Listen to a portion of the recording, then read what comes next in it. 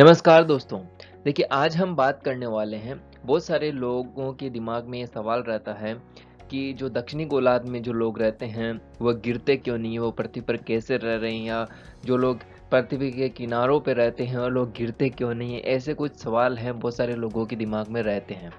इसके अलावा ये तो सभी को पता होता ही है कि ये ग्रेविटेशनल फोर्स के कारण होता है, लेकिन और भी बहुत कुछ जानना इसके लिए आवश्यक है, जिससे आपको ये सारा कन्फ्यूजन दूर ही हो जाएगा, वापस कन्फ्यूजन आएगा नहीं। तो चलिए स्टार्ट करते हैं।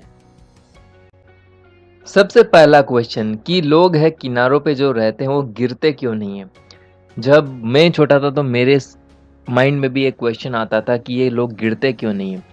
तो कि क्या पृथ्वी का कोई किनारा होता है? आपने सोचा है कि किनारा होगा कोई पृथ्वी का, कॉर्नर होगा कहीं पे? तो देखिए कोई कॉर्नर होता ही नहीं है तो गिरेगा कहाँ से? अब यहाँ पे हम ये ग्लोब को देख रहे हैं तो यहाँ पे हम सोच रहे हैं ये कॉर्नर होगा इधर या ये कॉर्नर होगा, तो कॉर्नर तो कोई होता ही नहीं है। अब जब हम इस ग्लोब को घुमाएंगे तो देखिए हम अर्थ को यहाँ पे रोटेट कर रहे हैं, देखिए कोई कॉर्नर है क्या? आप प्रैक्टिकली देखना चाहते हैं तो एक बॉल को लीजिए, उस बॉल का कॉर्नर ढूंढने का प्रयास कीजिए, कोई कॉर्नर होगा क्या उसका? तो आपको इसका अपने आप ही जवाब मिल जाएगा। जब पृथ्वी का कोई कॉर्नर ही नहीं है तो कॉर्नर पे लोग रहेंगे कहाँ से? ठीक है। दूसरा क्वेश्चन कि जो लोग हैं जो साउदर्न हेमिस्फेयर में रहते हैं, दक्षिणी गोलार्ध में रहते हैं, वो लोग गिरते क्यों नहीं है? दूसरा क्वेश्चन है कि जो दक्षिणी गोलार्ध में रहते हैं वो लोग गिरते क्यों नहीं? देखिए इसका मतलब तो ये हो गया कि आप दक्षिणी गोलार्ध को पृथ्वी का बॉटम मान रहे हैं और उत्तरी गोलार्ध को है पृथ्वी का टॉप पॉइंट मान रहे हैं। तो मतलब ये हुआ कि जब टॉप है उत्तरी गोलार्ध, तो टॉप में से जो सारा पानी है वो भी दक्षिणी गोलार्ध में आना चाहिए, साउदर्न हेमिस्फेयर में आना चाहिए। और फिर जो नॉर्दर्न हेमिस्फेयर है वो तो बिल्कुल खाली हो जाना चाहिए, वहाँ तो पानी होना ही नहीं चाहिए। सारी चीज़ें हैं वह, ये टॉप है तो सारी चीज़ें यहाँ पे आ जानी चाहिए दक्षिणी गोलार्ध में, क्योंकि ये बॉटम है। ऐसा ही होना चाहिए ना? तो ऐसा होता है क्या? देखिए ये सिर्फ है हमें समझाने के लिए, ये होता है कि ये दक्षिणी गोलार्ध है या ये उत्तरी गोलार्ध है, ये हम समझने के लिए ये बनाते हैं। जो इमेजिनरी लाइन होती है, विषुवत रेखा है, मकर रेखा है, कर्क रेखा है, ये सब हम अपनी समझने के लिए बनाते हैं कि हम पृथ्वी को अच्छे से समझ सकें। न तो पृथ्वी का कोई कॉर्नर होता है, न पृथ्वी का कोई टॉप होता है, न पृथ्वी का कोई बॉटम होता है। पृथ्वी है हर जगह से समान होती है, कोई न तो उसका टॉप है न कोई बॉटम है, न अप है न डाउन है, कुछ भी नहीं है उसमें। ये आप ध्यान रखिए, अगर ये आप समझ गए तो उसके अलावा आपको कुछ समझने की आवश्यकता है नहीं।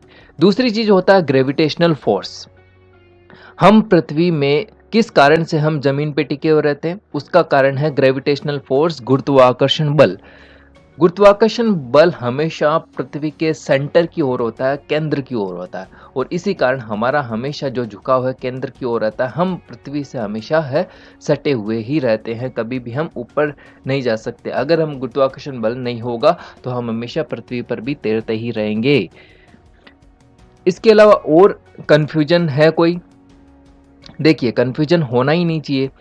अगर और भी कन्फ्यूजन होता है तो आप एक बॉल को ले लीजिए, मुझे आप उस बॉल का टॉप पॉइंट बता के बताइए, टॉप कहाँ पे है उसका, उसका बॉटम कहाँ से है, वो कहाँ से ऊपर से दिखती है, कहीं से नीचे से दिखती, कौन सा टॉप है कौन सा बॉटम, उसको बताइए तो सही मुझे।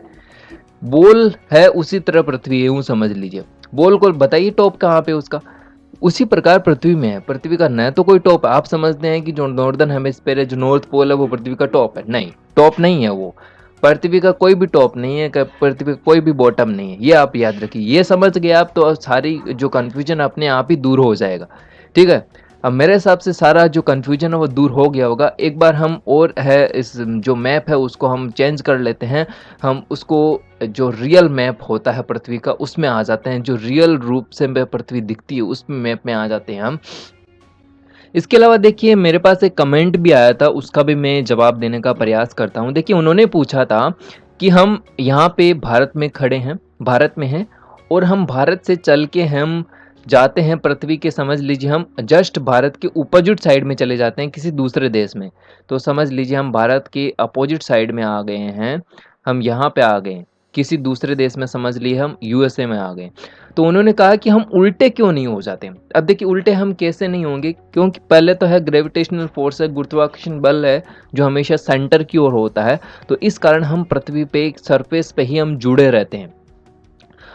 दूसरा, मैंने आपको बताया कि पृथ्वी का न तो टॉप होता है न बॉटम होता है। हमें लगता है कि हम कहीं दूसरी ओर चले जा रहे हैं, हम या कॉर्नर पे चले जा रहे हैं, तो हम गिरते क्यों नहीं, उल्टे क्यों नहीं जाते। अगर हम साउदर्न गोलार्ध में चले जाते हैं, साउदर्न हेमिस्फीयर में चले जाते हैं, तो वो सब मैंने जवाब आपको दे दिया, ये तो आपको समझ में आ गया हो।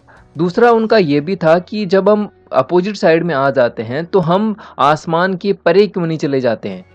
अब थोड़ा अजीब सा क्वेश्चन है, लेकिन मैं उसका भी जवाब देने का प्रयास करता हूँ। देखिए, आसमान से परे हम कब जाएँगे? देखिए, ये तो हम चल के आ रहे हैं ना, सरफेस पे ही चल रहे हैं। हम थोड़ा ज़मीन से हम ऊपर की ओर जा रहे हैं। ज़मीन से ऊपर की ओर जाएँगे तब हम आसमान के नज़दीक जाएँगे, या हम जब बाहर चले जाते हैं पृथ्वी से तो हम स्पेस में आ जाएँगे। लेकिन ये कब होगा? जब हम पृथ्वी के यानी कि सरफेस से हम ऊपर की ओर जा रहे हैं। जब हम सरफेस पे ही चल रहे हैं तब हम कैसे आसमान की ओर चले जाएँगे? हम सरफेस पे ही चल रहे हैं, तब हम आसमान पे नहीं जा सकते। देखिए हम सरफेस पे ही चल रहे हैं। देखिए यहाँ से हम यहाँ पे आए, ये सब हम सरफेस पे चल रहे हैं। पृथ्वी के हम सरफेस पे चल रहे हैं, न कि हम सरफेस से ऊपर जा रहे हैं। जब हम सरफेस से ऊपर जाएँगे ना, सरफेस से ऊपर की ओर जाएँगे तब हम आसमान की ओर जाएँगे, न कि सरफेस पे चल के। ठीक है, तो आपका कमेंट जो आपने पूछा था सवाल, तो उसका भी आपको जवाब मिल गया होगा, मैं ऐसा समझता हूँ। अगर फिर भी आप नहीं समझे तो फिर आप हमें पूछ सकते हैं, हम समझाने का प्रयास। देखिए रियल में तो पृथ्वी ऐसे ही दिखती है ना, न तो कोई बॉर्डर होती है, न कोई कॉर्नर होता है, न कोई किसी देश की सीमाएं होती है, कुछ नहीं होता है, कुछ नहीं बना होता। ये सारे बॉर्डर है, ये मकर रेखा, कर्क रेखा, ये विषुवत रेखा, ये सब हमने बनाई है। ये नॉर्थ पोल, ये साउथ पोल, ये सब हमने अपने समझने के लिए है, इनको क्रिएट किया है, किस प्रकार से हम पृथ्वी को अच्छे से समझ सकते हैं। और अगर हम देखना चाहें रियली, तो रियल यही है कि पृथ्वी का न तो कोई कॉर्नर है, न कोई टॉप है, न कोई बॉटम है। अब यहाँ पे मुझे समझ के बताइए कि कहाँ जो साउदर्न हेमिस्फीयर है और कहाँ ये नॉर्दर्न हेमिस्फीयर है। कुछ नहीं है ना, कुछ नहीं है पृथ्वी पे, बिल्कुल सिंपल है। तो बस यही आपको समझना है। ये कन्फ्यूजन कब आता है? जब हम देखते हैं कि ये दक्षिणी गोलार्ध है, ये उत्तरी गोलार्ध है, यानी कि नॉर्दर्न हेमिस्फीयर है, ये साउदर्न हेमिस्फीयर है, तब हमें आता कन्फ्यूजन, यार दक्षिणी गोलार्ध वाले गिरते क्यों नहीं है, वो तो नीचे रहते। अरे कोई टॉप या बॉटम होता ही नहीं है, तो गिरेंगे कहाँ से, है ना। तो आपको सारी चीज़ समझ में आ गई होगी। तो इस वीडियो में इतना ही। अगर अच्छा लगे तो लाइक कीजिएगा, चैनल को सब्सक्राइब कीजिएगा। जय हिंद, जय भारत।